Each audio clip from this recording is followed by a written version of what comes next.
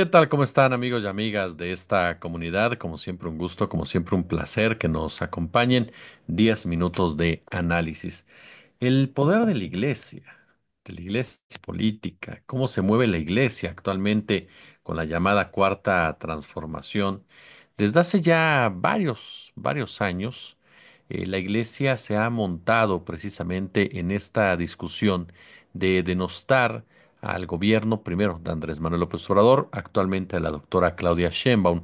Ha lanzado críticas, en algunos casos atendibles cuando se refiere al tema de la violencia, pero en otras de forma sumamente hipócrita, en donde lo que quiere es retornar precisamente a momentos en los cuales tenía mayor protagonismo y mayor fortaleza.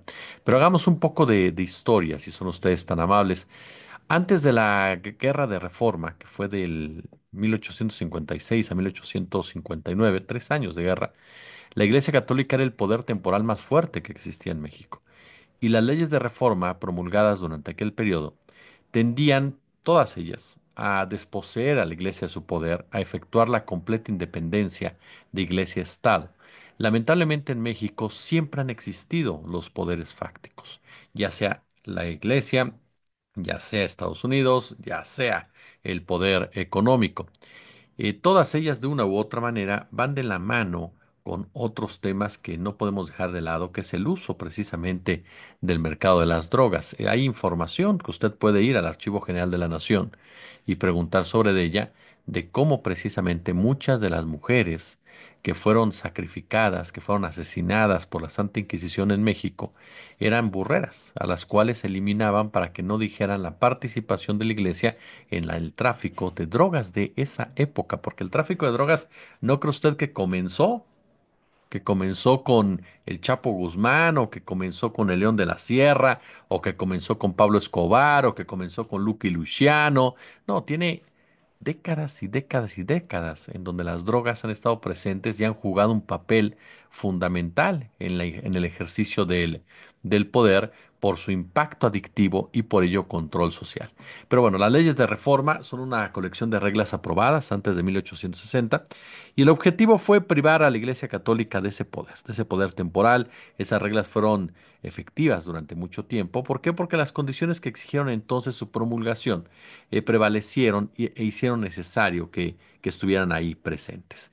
Le quitaban ese poder a la iglesia para que el poder político pudiera consolidarse. El problema es que el poder político no fue el que todo mundo deseaba por los intereses precisamente que la iglesia nunca dejó de manejar y por el fanatismo y conservadurismo de aquellos que estaban convencidos de que esa forma de hacer las cosas era la que le convenía a México, mas no a los mexicanos.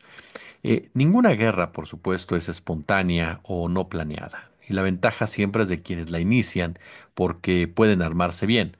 Eso fue lo que sucedió en 1926, cuando gobernaba Plutarco Elías Calles, y cuyo gobierno fue particularmente agresivo contra la Iglesia, porque ésta no descansaba de condenarlo porque permanentemente usaba la Constitución de 1917 para demostrar que México era un estado laico y el clero solo podía hacer propaganda religiosa en las iglesias. Era una lucha de poder. Lo que no podía olvidar el clero es la derrota que sufrió con las constituciones del 57 y del 17, con las leyes de desamortización y nacionalización de sus extensos latifundios, y por ello nació incluso la Unión Nacional Sinarquista y 2 años más tarde el PAN. La guerra cristera, lo lamentable fue las consecuencias para la población que decidió apoyar a la iglesia, cuando sus jerarcas, llegaron a un acuerdo con el poder político, un acuerdo que llegó precisamente la orden desde las altas esferas del Vaticano, y que en México se acordó, ¿no?, ciertas reglas y ciertos comportamientos y ciertas hipocresías para que pudieran funcionar mutuamente. La Unión Nacional Sinarquista, que por cierto luchó muy fuerte contra el gobierno de Cárdenas, nació en 1937, murió 12 años después, pero nació el PAN, que junto a la Iglesia Católica siguen batallando con la misma ideología, los mismos objetivos, los mismos programas. Y lo peor es que el PRI, que hasta 1982 hablaba en sus discursos del nacionalismo revolucionario, del Estado laico, del antiimperialismo, desde entonces tomó el rumbo del neoliberalismo privatizador impuesto por Margaret Thatcher, por Ronald Reagan en el mundo, y por lo tanto se unió al PAN y a la Iglesia de una manera muy, pero muy particular con ese conservadurismo pro empresarial, buscando obviamente, mantenerse todos en un mismo proyecto.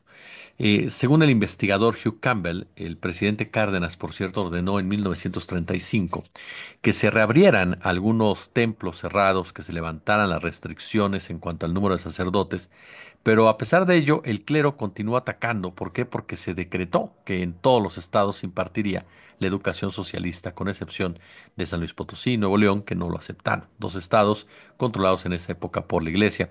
En las confrontaciones, Cárdenas tuvo que viajar precisamente a Guanajuato para, desde el púlpito de una iglesia, explicar la educación socialista y calmar un motín en su contra. La guerra cristera había terminado en 1929, pero las fuerzas del catolicismo y del sinarquismo pues continuaban levantadas. Ahora, en ese marco es en donde no podemos dejar de lado lo que sucede actualmente, ¿no? La Iglesia, junto con los medios de comunicación, han sido los dos grandes controladores de masas durante años, los dos grandes brazos operativos del poder político y del poder empresarial. A través de estos se ha logrado, por supuesto, diseminar una narrativa, un discurso que normalizó, que legitimó el poderío de las oligarquías, que profundizó en el tema precisamente del racismo y del clasismo. Sí, puede parecer sorprendente que los hombres de la sotana hayan llevado a cabo acciones de esta naturaleza, pero sorprendente para quién. En realidad, la jerarquía católica siempre ha estado del lado de los poderosos, no solamente en México, sino en el mundo entero. A final de cuentas, tienen una similitud, y es precisamente ese conservadurismo en la forma de ver el mundo y con ello precisamente la economía. Ese conservadurismo que es hipócrita, ese conservadurismo que se atreve, por supuesto, a cuestionar el aborto y sin embargo tienes padres pederastas, ese conservadurismo que se atreve, por supuesto, a hablar de pobreza cuando fomentas y apoyas a empresarios que se dedican a precarizar el empleo.